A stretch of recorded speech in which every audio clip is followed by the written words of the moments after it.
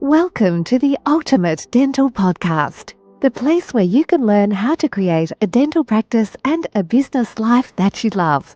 Listen in with Dr. David Moffet as he interviews successful entrepreneurs and successful business people and successful dentists as they share their business successes, their stories, and their breakthrough ideas. Sharing pearls of wisdom that you can take back to your practice and implement immediately so that you can have that great practice with more patients, higher profits, and less stress.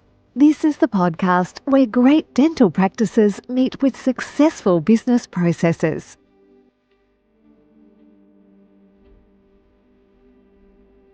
Thanks for tuning in to the Ultimate Dental Podcast, the podcast where thought leaders, industry experts, and thriving practice owners reveal their very best tips, tools, and strategies that will help you to grow your dental practice faster. Now, here's your host, Dr. David Moffet.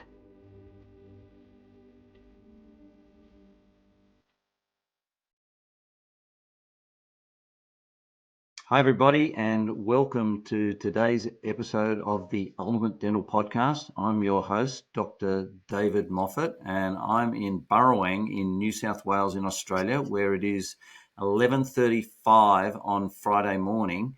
And I'm talking with Bill Hiltz. And Bill is in Lunenburg in Canada, which is in the Atlantic time zone, which is way over. And Bill, it is coming up to 8:35. Is that what it is in your time? On It's Earth? 8:35. Yeah. So you're a day behind, but Yep. you're We're always behind. well, Canada's becoming progressive. We've had a long chat beforehand, and we've known each other for a good 10 years, a long time. Virtually, yeah. Yep. Never met face to face, but we've spoken before for a long time and corresponded for a long time. But Bill, it's great to have you as a guest on the Ultimate Dental Podcast. Thank you. Welcome to the podcast. Thanks for being here. And I know it says William down there, but I'm going to call you Bill if that's okay. Everybody calls me Bill. Yeah. So or other four-letter combinations. But, no, yeah, Bill's good. Bill's good. Now, Bill, you are a dental fraud expert. Would that be how I could sum you up? Yeah, I have different backgrounds. I have a background in industrial engineering. I have a background in computers, IT, background in science, biological sciences, and a graduate degree in business. So I guess throughout wherever all these things have happened during the course of my life, when you mix all those ingredients together, you get someone who's curious, who can have insight where other people may not be able to connect the dots. So to talk about, dental fraud, I'll tell you about my very, very first case, and how I got started in this. And this was back in 2004. I just had graduated with my MBA, and I was actually working as faculty, teaching electrical engineering, programmable logic controllers, motor controls, those sorts of things. And my wife at the time was a dental hygienist, and she was working for our dentist, and his name was Mike. And actually, you go to my website, I still got the Daily News article that was written up about this. And Janice came home one day and she said, I was overhearing the girls in the office and they were talking, and the girl at the front, her name was Sonia. She's been charged, so I'm not putting anything out here that's not in the public domain. And Sonia was talking about restaurants that she was eating in, the Five Fishermen and this other one. And these are the 5-star, $150 a plate, little entrees for $50, and so it was sort of out of her league as a 20 years ago, probably making $18 an hour. So I thought that a little bit odd. And no sooner said than done. I get a call from the dentist, and Mike says to me, Bill, he said, I need you to come in and give me a hand with something, because he knew I knew a little bit about computers. So I went in, and the story was that he went out at the front and saw a person pay with $100 bill. And at the end of the day, when he went to get the $100, because he liked to take the cash, it wasn't there. So he said, tell me what happened. Well, $60,000 later, we knew what the answer was. And just to shorten things up a little bit here, there was also submissions. There's the snow tire story, because a friend of hers came in and was saying, it's winter. I need a new set of snow tires. They're going to cost me, $1,500 for 4 tires. And she said, I'll tell you what I'll do. I'll submit a false claim. I'll submit a claim for work and have the check sent to you, because you can do that, called assignment of benefits. So they submit to the insurance company, which was Blue Cross at the time, and then had the claim, work wasn't done, had the claim sent to the patient. Now, she did this for a number of her friends. If you got a dental plan, I'll send in the claim, get the money sent to you. In the meantime, she's stealing cash. So the bittersweet, jagged, bitter pill that Mike had to swallow was not only was his receptionist stealing from him, she was also submitting false claims to the insurance companies, and the money went to the patient. The insurance companies came back to the doctor and said, we want the money back. They were holding him liable because the claims came from his practice and they were false. And so it was a long and drawn out process. I enjoyed doing the work. And within the next year, over the next 12 months, 6 more practices in our little town, a little city, had contacted me with similar concerns. It was the same thing, employee embezzlement. I said, there seems to be something here. So yes, I stumbled into it, did those, and the rest is history. And here I am now. It's 21 years later. I've done hundreds of cases. I've had some really interesting ones. It's like dentistry. There's you might get tired of doing class 2s, or, there's that MOD. You're doing those all day. But every now and then you get something that's really exciting. And that's the same thing in my profession. There's a lot of what I would call bread and butter type embezzlements out there that, to the business owner, they're sensational. To the people who work in the practice, they're dramatic because they haven't encountered these things. And to me, I've seen the same thing over and over again. So to expand on that, if I'm seeing the same thing over and over again, the same as a dentist, when you see the same thing over and over again, you say, what can I do to tell my patients? What can I do to tell my clients so this doesn't happen? And it's not rocket science. It's really not rocket science. There are about 10 things that dentists can do to eliminate 80% of the risk of them being embezzled. And when people contact me, I'll have, it's the same thing in anything. And what I mean by that is, if you look at a cross section of dentists, you'll have dentists who are exceedingly good clinically and very poor with business. And on the other end, you'll have people who are very, very good at business, but very poor clinically. And then you have the mix in between these clinical and the business aspects. And most of the dentists who become victims of embezzlement are those that are in the high clinical range, but the low business range. They don't have systems in place, so a lot of them don't understand how to use their software. They don't know how they trust their staff. They have to. They're busy. They're doing clinical work all day. It takes long enough to write up your notes at the end of the day, sign all your notes, and get out and come back the next day to a full waiting room again. So they entrust and they get their staff to do these things. So that's a good recipe for embezzlement. Dave, you probably heard the statistics, and I don't disagree with any of them. I mean, you'll hear anywhere from 50 to 60% of dentists will be embezzled, will have a dishonest employee in their lifetime. I think every dental practice gets ripped off, whether it's someone taking a handful of Oral-B electronic toothbrushes and giving them to their friends and family for Christmas, or saying to their friends, don't worry, I can get you a couple of packs of night whites, or taking some toothbrushes home, minor things, office supplies, a laptop goes missing. I think every practice is a victim of some sort of employee dishonesty or employee unjust enrichment. They seem to want to take something from the practice, even if it was in the old days going in and using the photocopier to photocopy 800 sheets of soccer stuff for your family using the doctor's photocopier. And a lot of this stuff, the practice owner would say, hey, I'm okay with it anyway. It's minor. It's just small amounts of money. But, you do get the employees that take money, take cash, steal from the practices. So again, I've been doing this for a long time. So just to talk a little bit about, I guess, some of the things, and I guess your listeners would want to know, what can I do if I think I'm being stolen from? How can I prevent that?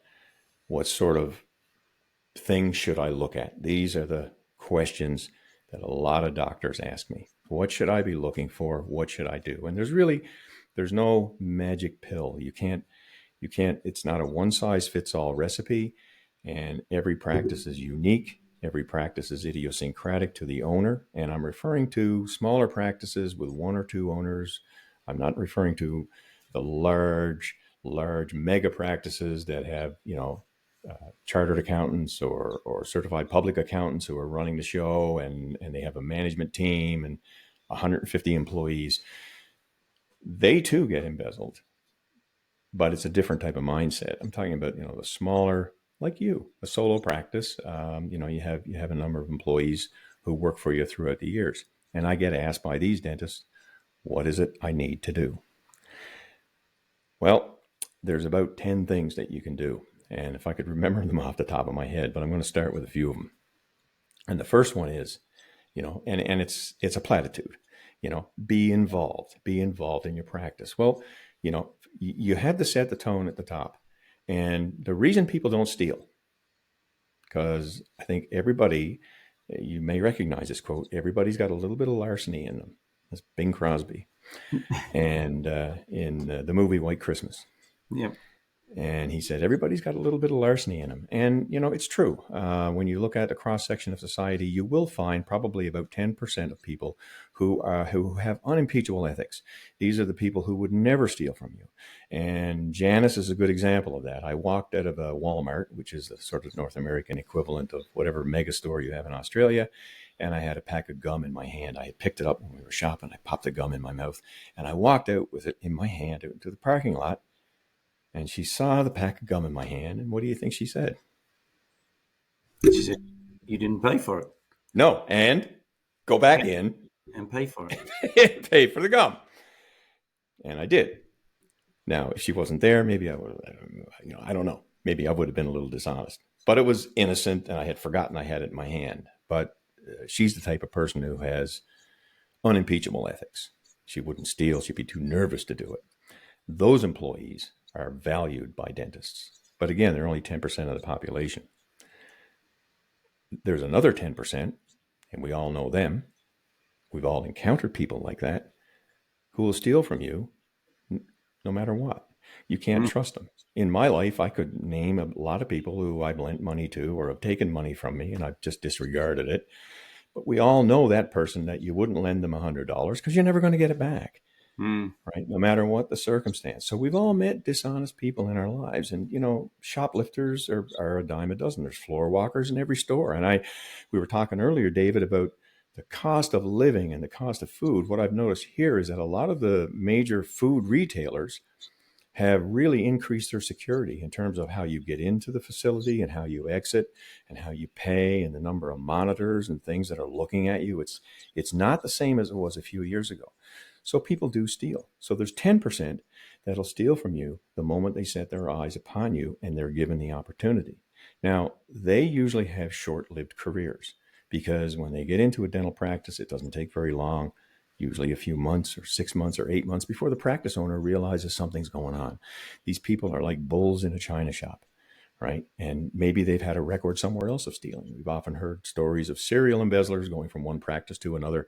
And look, it's just not dentistry. It's every freaking business. It's restaurants. It's everybody. Every business has loss. So what about the other 80%? Well, the 80% have situational ethics. And I don't need to expound on the psychology of that because we've all experience in our own lives situations where we've called our own ethics into question and about what we were going to do.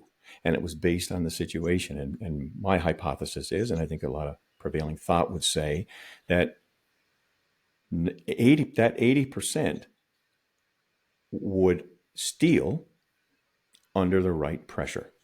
And you can give some example. The kid needs medicine, you got to, right?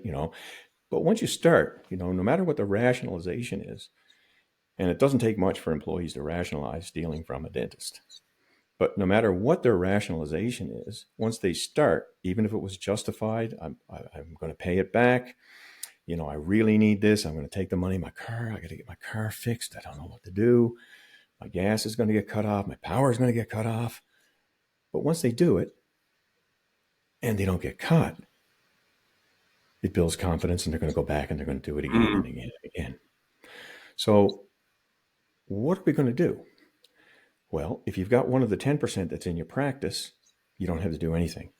And I think most people would recognize, if you have an employee, you will know that they are that type of person, not by the way that they exhibit themselves at work, but you will have noticed in other situations at work, or maybe at an office party, or in a lunchroom situation where it's not patient encounter and money's not being transferred, you'll notice that person's ethics come through. If you're observant, if you have that sort of psychological mindset or empathy to be able to look at somebody and say, that they did the right thing there, and they didn't have to, but they did the right thing. And it might be something minor.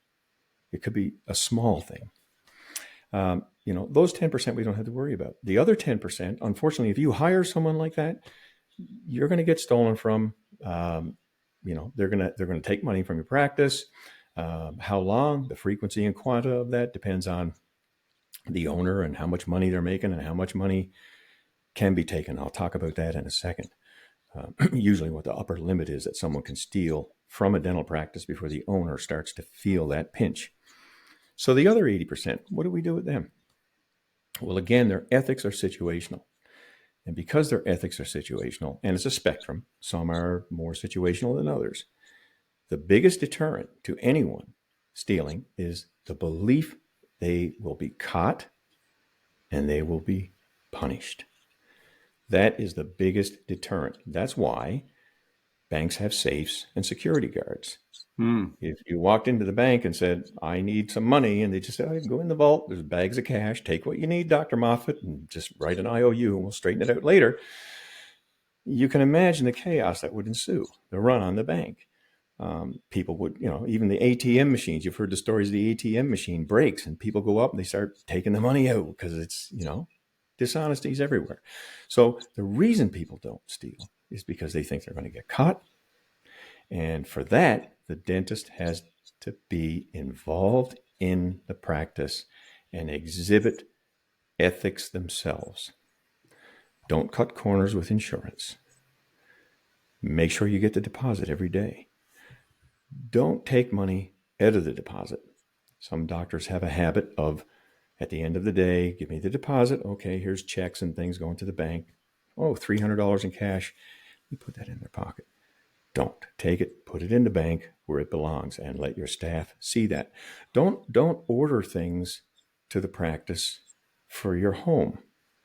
I had a doctor order the big expensive flat screen TV, the newest ones that were out, and he had it delivered from Amazon to his practice, brought it in. Oh, what's that? Oh, it's a big screen TV for the doctor.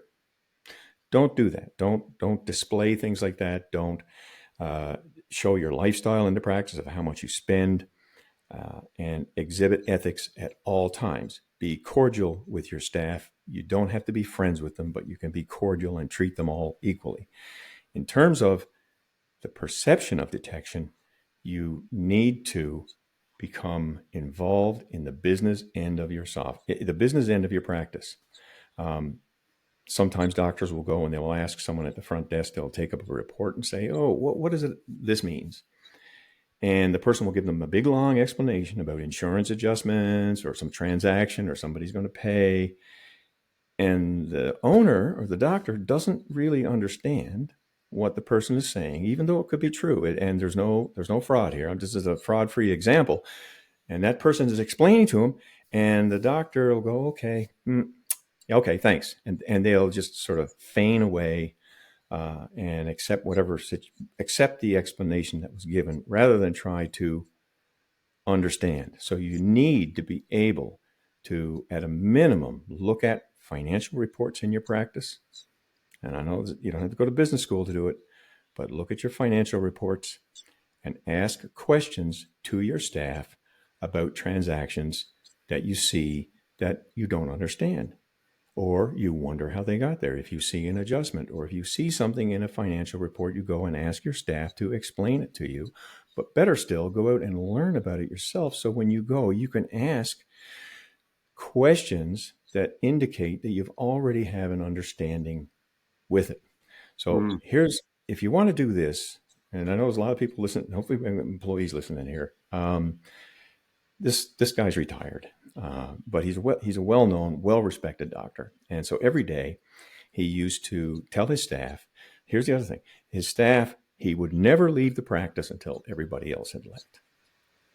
If everybody stayed behind to 5:30, he stayed there. If you leave at 5 o'clock and your staff say, I'm going to stay back and work because we got some work to do, they're going to hang around. They're going to stay there as long as they need, probably a little bit longer because you're paying them. But if you stay in the practice, what's going to happen is they're going to leave sooner because you're there. They're going to get whatever they need to do done, and they're gone out the door. So he would never leave the practice until the last person was out. And he would always insist to his staff that they do the day end. To say he would take the deposit, he would go to the bank, put it in, and he would take these printed reports. Now you can do it with electronic reports the same way. Just take a copy, and he used to stack them up at home. So after a while, he'd have this big stack of day end reports, 5 every week. Practice was open 6 days a week after a while, and he'd have the day end reports. And then on occasion, he would randomly go in and pick out 2 or 3 of these day sheets that were about 3 months old. And he would pick up the day sheets and he would look at them, and anything that looked a little odd, high treatment, not even odd, something that he wanted to check, he would bring in the printed report and put it on his office manager's desk with a little sticky note and transaction or whatever circled. And he would say, would you get me the records? It was paper charts back then. Would you give me the records for this patient and put them all on my desk? I need to see, all the accounting statements and everything else on my desk for these 3 patients. And they would dutifully go do that and bring it and put it all on the doctor's desk. And he'd take it and he'd look at it and go home. But what did the staff say? What the staff said was, man, this doctor is so involved in his business. He comes in here, and there's a patient that we saw 3 months ago, and he's coming in asking about an insurance claim that we sent 3 months ago, and he wants to see the explanation of benefits from the insurance company, and I got to print it up. I got to bring it. I got to put it on his desk. No. The guy is involved in his business, and he asks questions.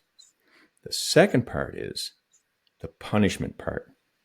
Yeah. And I'll wager that most offices have never discussed what would happen if a person was found to be dishonest or unethical in their business conduct.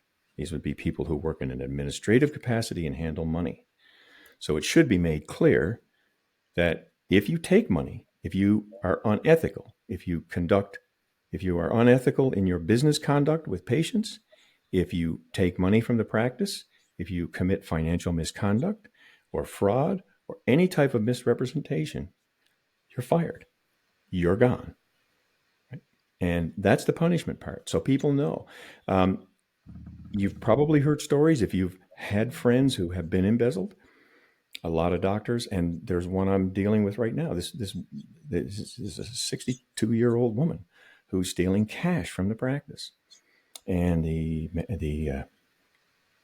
dentist fired that person, went through a process of what they call suspension. You suspend them first, and then you terminate them. You give them a chance to explain, for human resource purposes and employment law purposes, because you don't want to have a hungry employment attorney trying to sue you for discrimination or wrongful dismissal. So what you do is you confront the employee, you tell them what you've uncovered, you give them the allegations, and you say, look, I'm really sorry about this.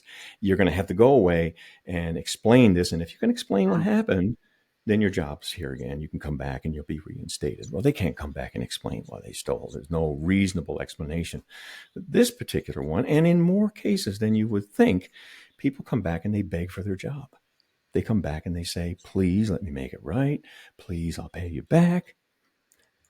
there was no perception that this would have happened. For someone to come back and say, I've worked for you for 10 years and I've taken money from you and I'm willing to pay it back. Please don't go to the police, please. So they feel desperate in that way. For them to feel that way, they were never told in the first place what would happen if they did steal.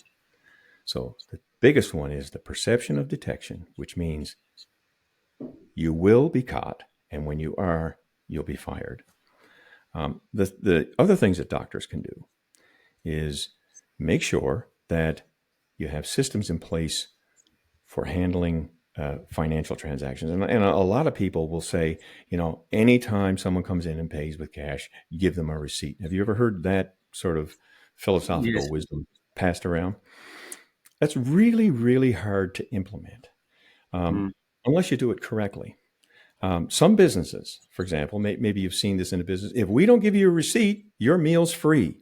Right? And the reason they say that is because they want people to get their receipt. They want staff to give them a receipt. So I've seen these advertisements in various businesses. If you don't get a statement when you walk out, whatever you just ordered, we're going to give it to you for free. So the employees make sure that they give them that. You can't do that in a dental office.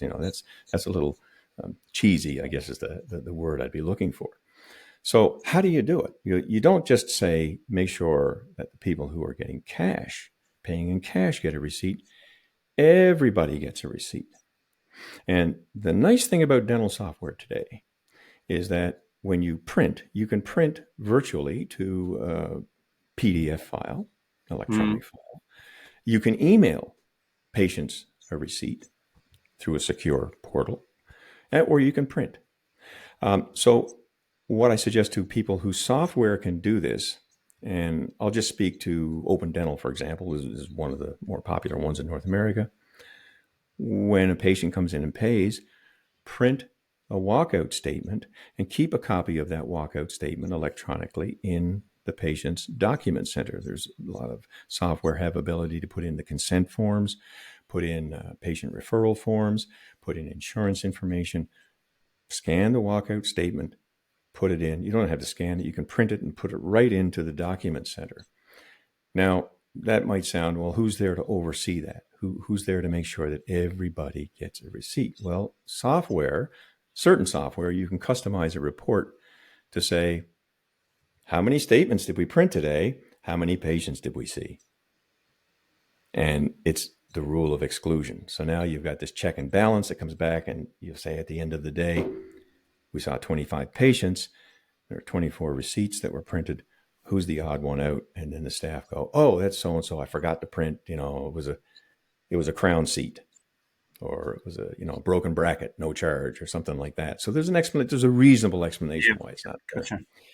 The reason that you would do this as well in terms of keeping those types of records is in the event that there is a discrepancy, people don't want to be wrongfully accused. And so if you're in a situation where an employee is stealing, then there's other employees there who don't want to be implicated in that. They don't want to have the finger pointed at them.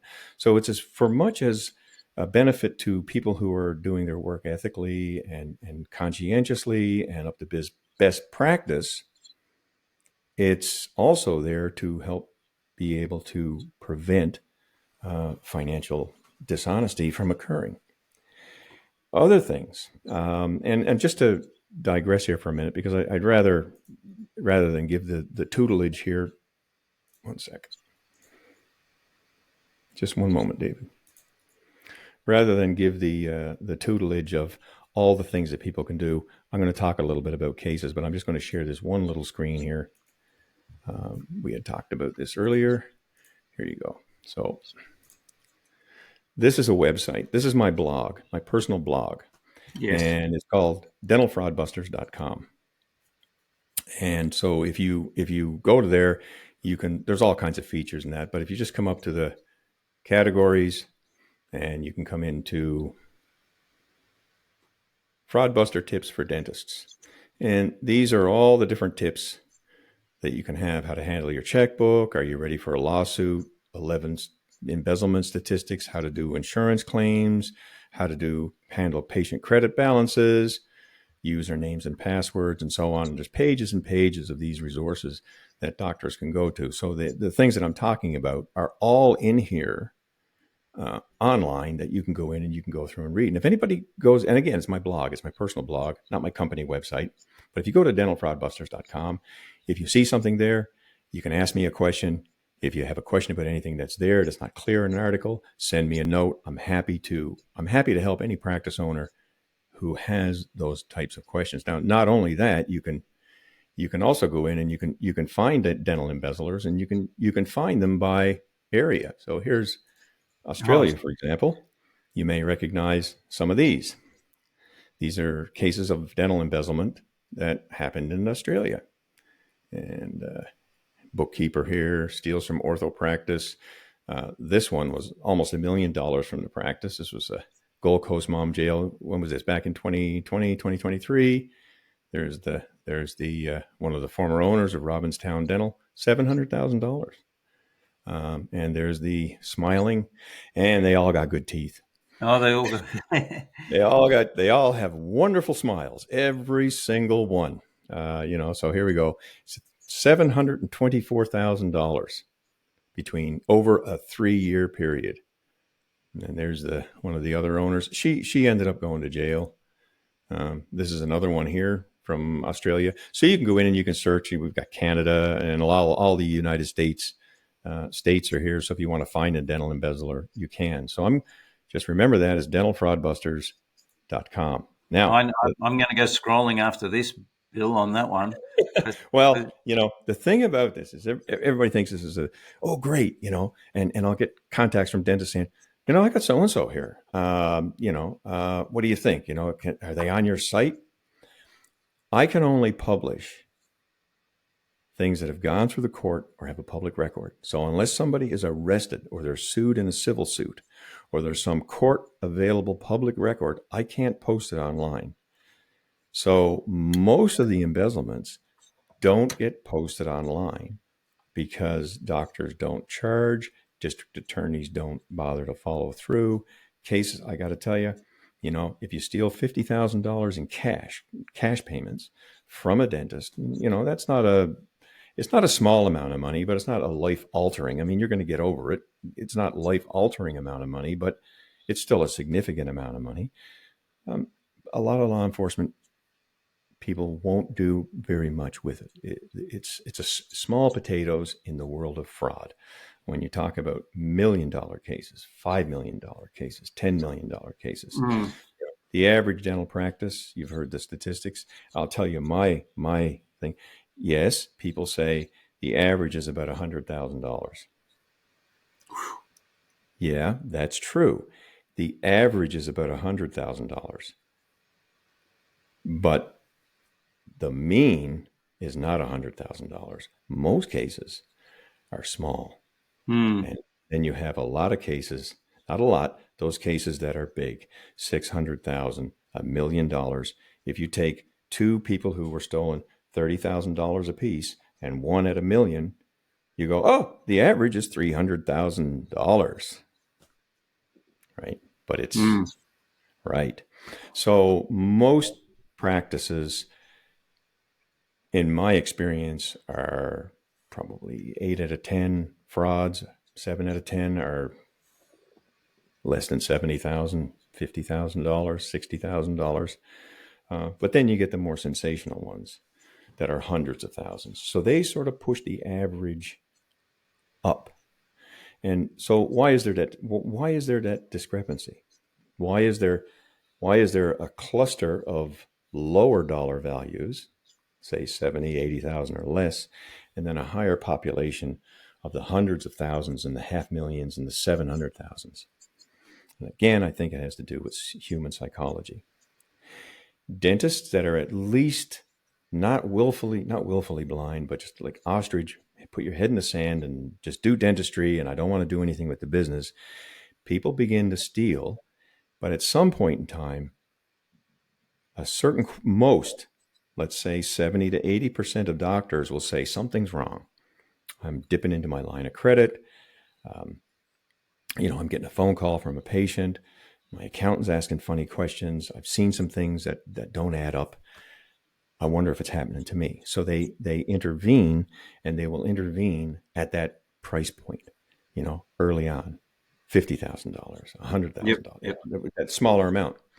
The ones that get into the apocalyptic amounts are those that are high producers.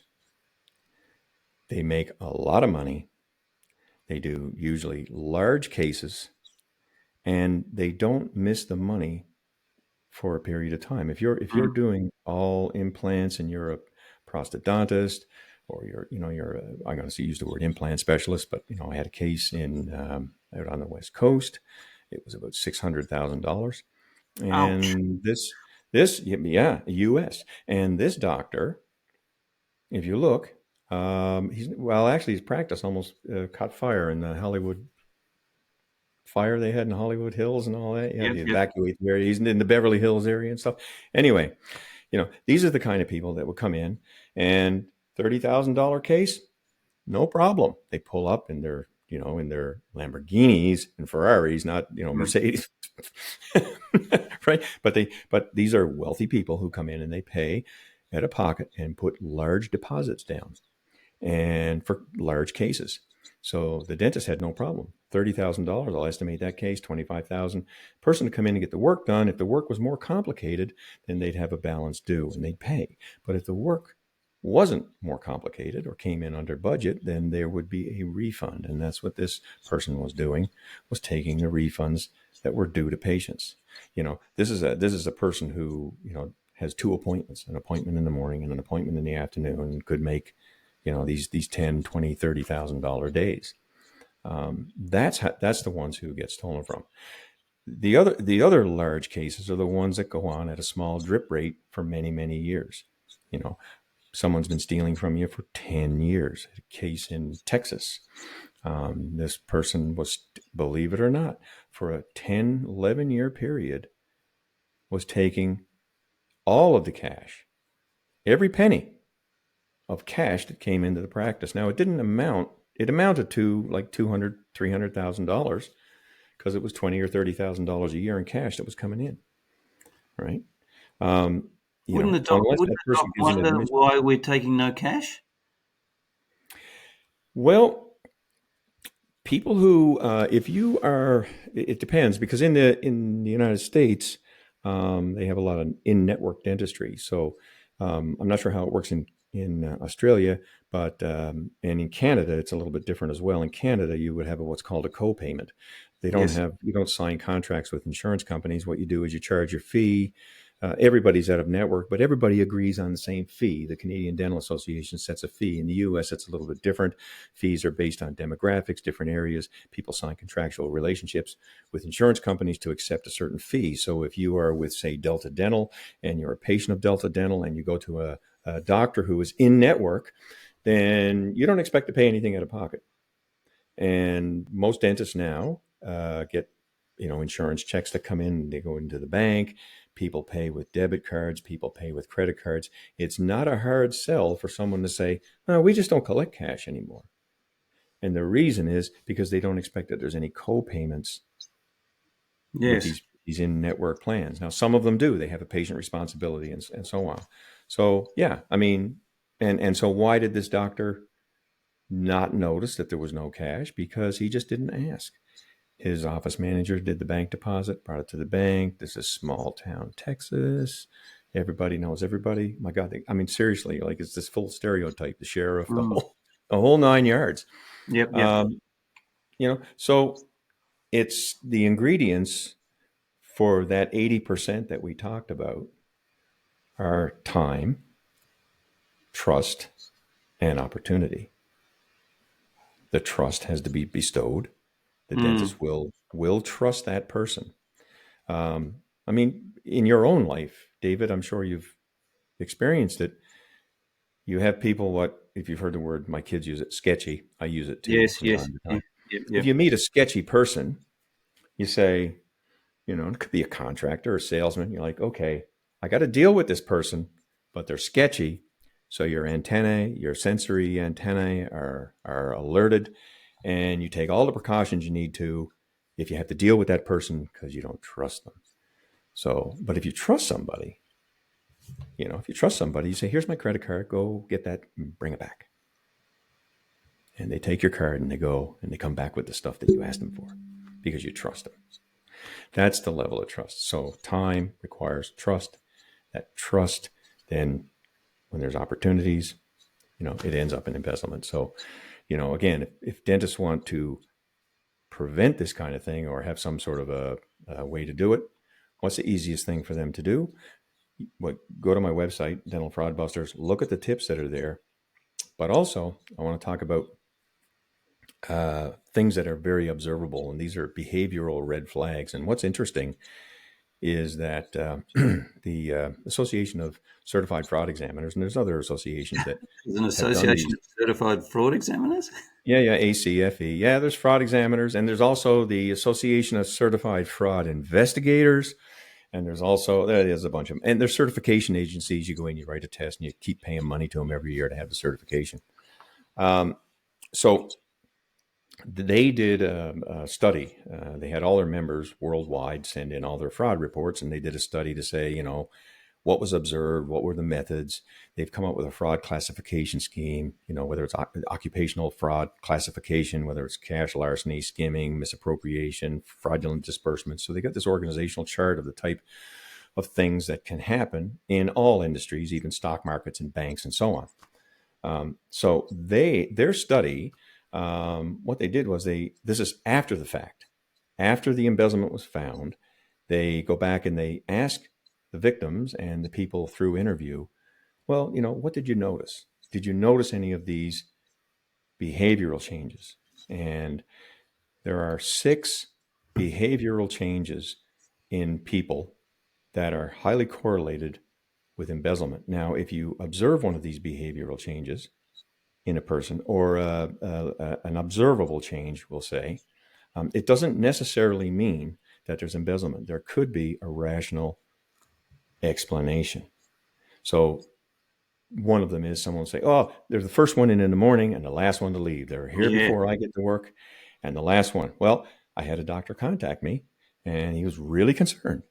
His books were looking really good. My AR is down. Everything, it looks too good to be true. But she's the first one in every day and the last one to leave. And I said, when did this happen? Oh, about 8 months ago. So she was never the first one in. She always used to show up on time. So I said, well, you know what? Maybe you should ask some questions here. And I postulated a few questions and I said, maybe you should do this. Anyway, he came back later and he said, you were right. The reason she was coming in early was because they only had one car in their family and her husband had gotten a job where he needed to take the car and it was in an opposite direction. She used to get a ride with him every day. So now she's carpooling with somebody else, but that person's job starts earlier than hers in the dental practice. So she comes to work early and would leave late because of transportation. Nobody was there to see her getting dropped off. Yeah. Nobody was there. Car wasn't in the parking lot. So if you see a red flag, it doesn't necessarily mean that there is embezzlement. Sure. Right. So what are those red flags? Well, there are 6 of them. I have 24. You can go online and I'll just share my screen again for one quick sec here.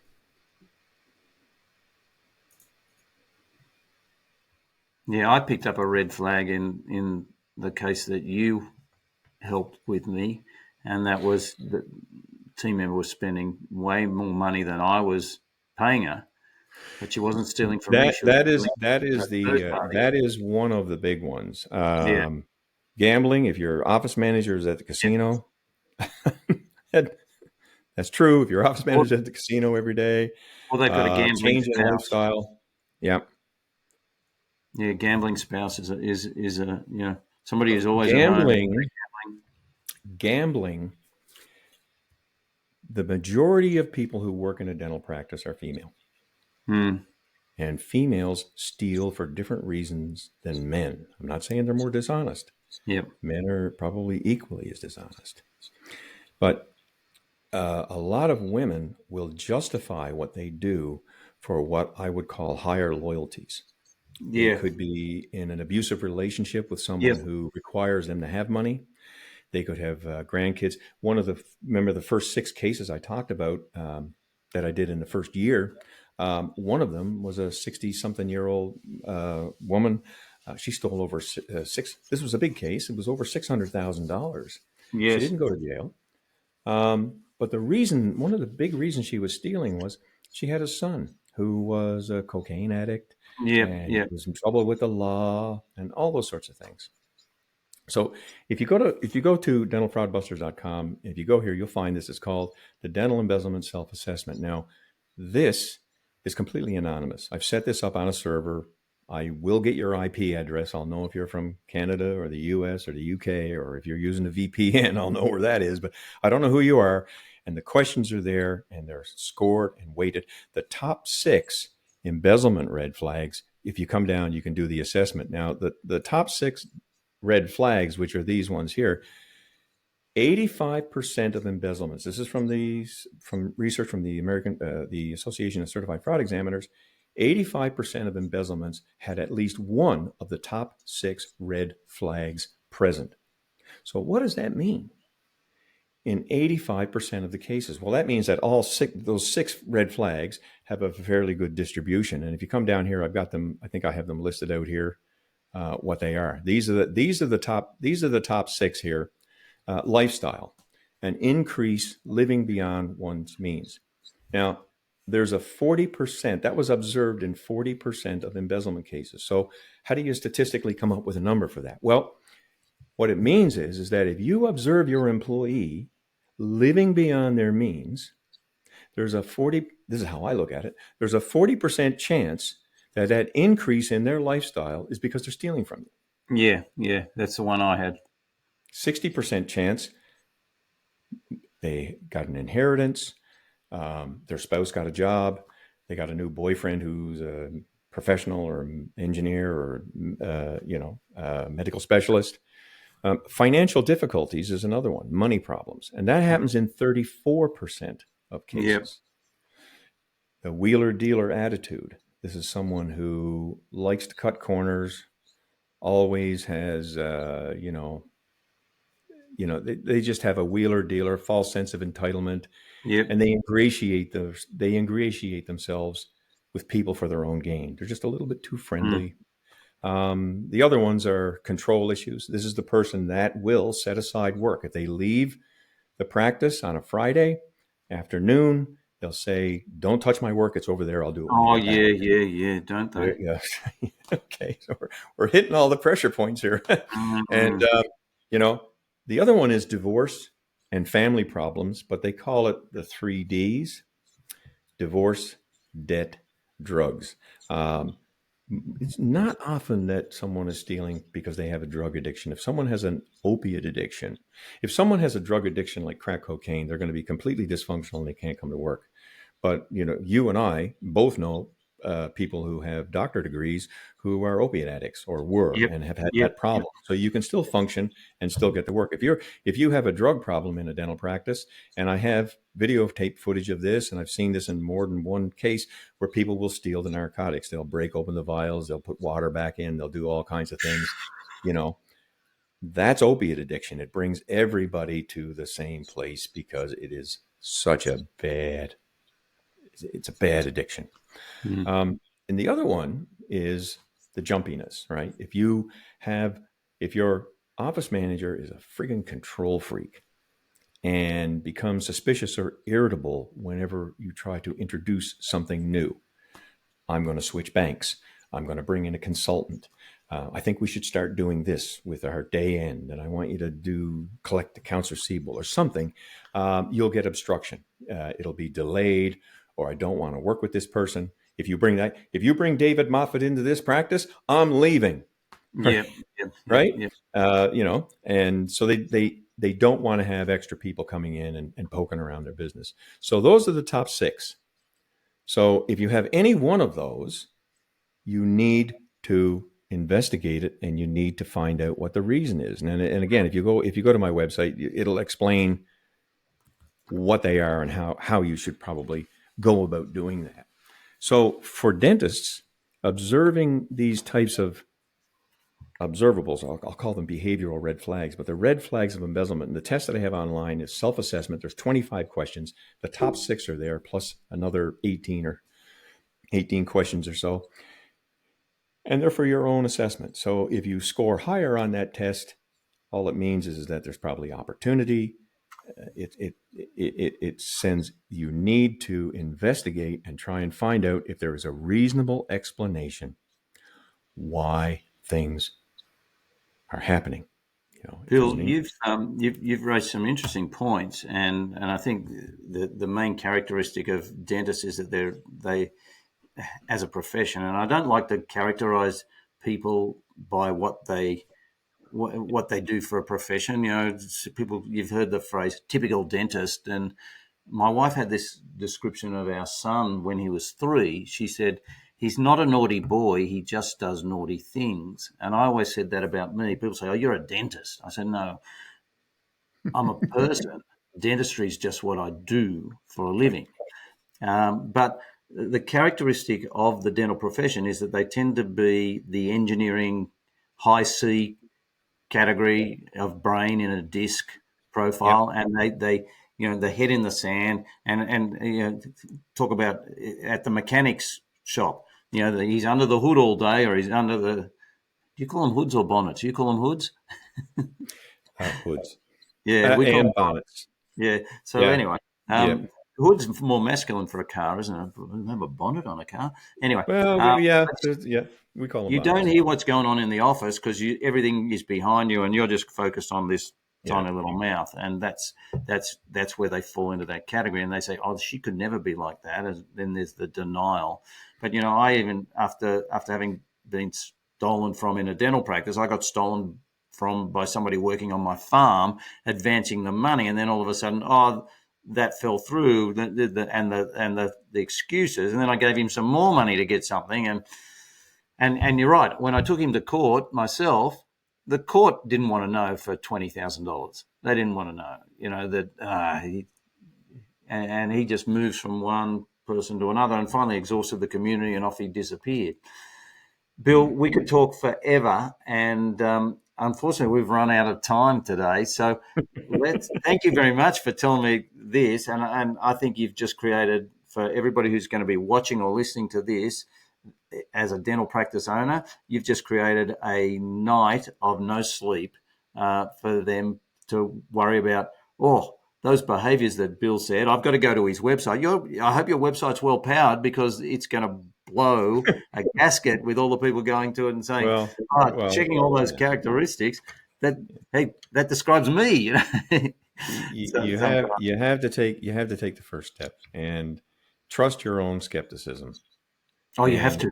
And the problem is that, and this is for society in general, but I think we want to talk about characteristics of people. Study at University of Michigan. They did this over a 4-year period. They looked at, more than 4 years. They looked at a longitudinal study of people who came in, and they did a personality assessment of the students when they came in, and then they did a personality assessment when they left 4 years later. The majority of students that entered into dentistry were introverts. When they left dentistry, that almost exact same percentage of introverts. Now, if you're an introverted person, that doesn't mean that you don't want to talk, you don't want to deal, because I think, you want to be able to work. So I think that dentists are that type of personality, and they can see the world through rose-colored glasses. They have high ethics, most of them. They have high ethics, high professional morals, and they believe that everyone else who works for them and around them share those same values, right? And so they want to trust people more, and I guess maybe it's because of their own personal ethics.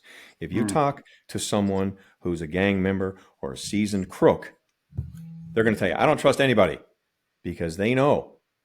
But if you talk to someone with high ethics, even a priest, or they will say, I trust everybody. I see the good in everybody.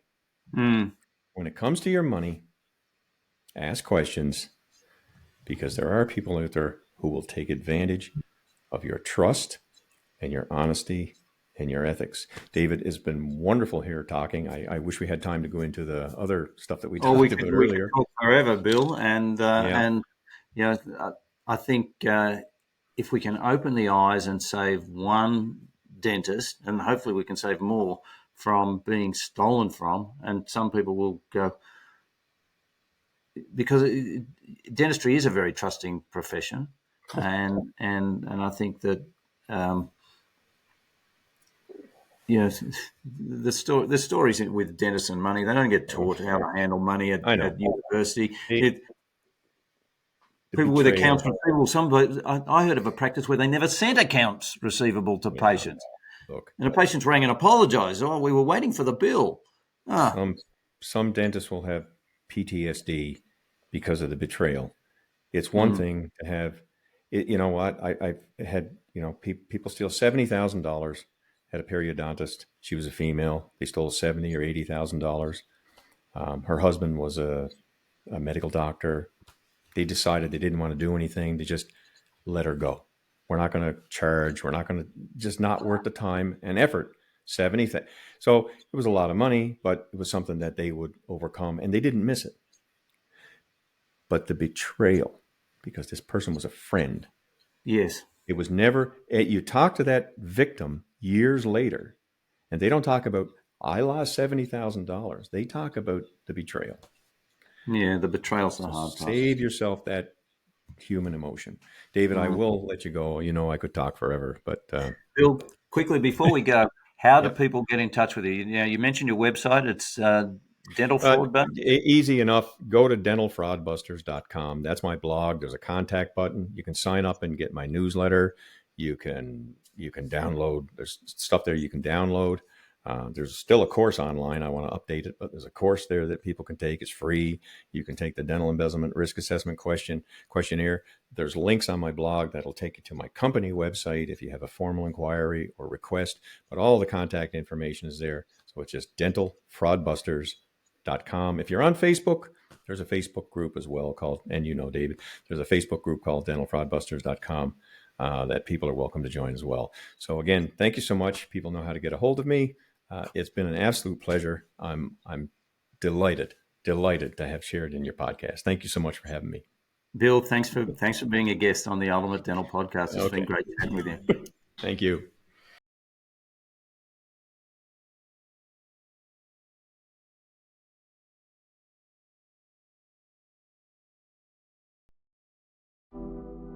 Thank you for tuning in to another inspiring episode of the Ultimate Dental Podcast. We appreciate each and every one of you for being part of our dental community and joining us each week on this incredible journey. If you found value in today's episode and you don't want to miss out on future episodes packed with expert insights and actionable strategies, here's how you can stay connected with us. Firstly, hit that subscribe button. Whether you're listening on your favorite podcast platform or watching on our website, subscribing ensures you'll never miss an episode.